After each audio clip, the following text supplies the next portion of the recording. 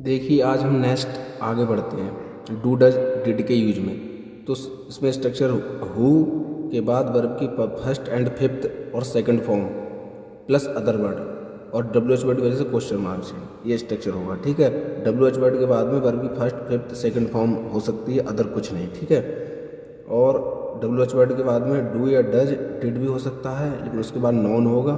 ठीक है, तो ये डू डज डिड किसका रोल निभाएगा? मेन वर्ब का रोल निभाएगा।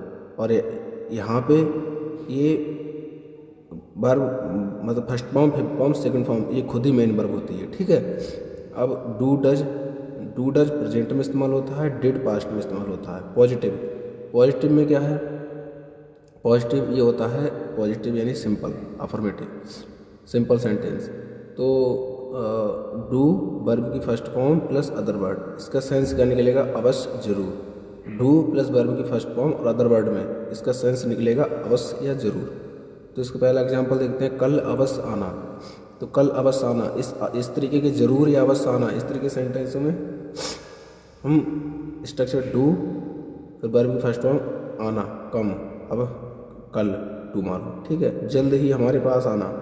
तो डू सब्जेक्ट के स्ट्रक्चर के हिसाब से डू वर्ब की फर्स्ट फॉर्म पास आना को विजिट कहा जाता है, पास आना विजिट, हमारे अस जल्द ही सून। ठीक है, अपना ख्याल जरूर रखना, अपना ख्याल जरूर रखना।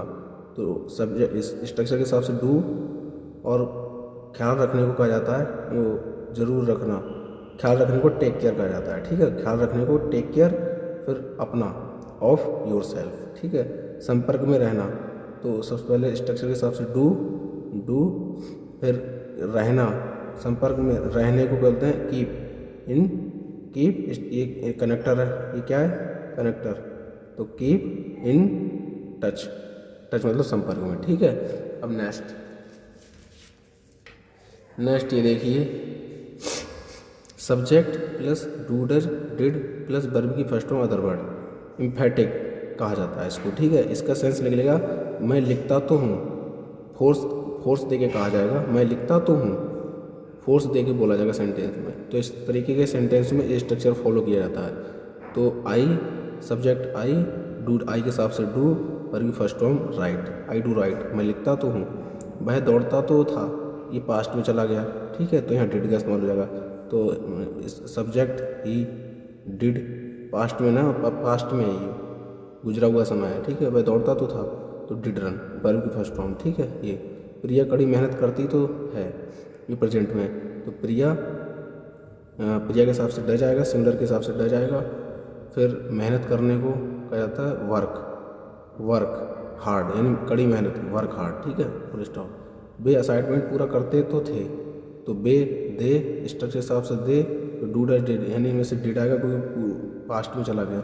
तो दे डिड पूरा करने को कंप्लीट द असाइनमेंट। ठीक है, कंप्लीट ये द असाइनमेंट। ठीक, असाइनमेंट अपने आप में एक स्पेशल होता है, इसलिए द लगा दिया आर्टिकल, निश्चित हो गया इससे।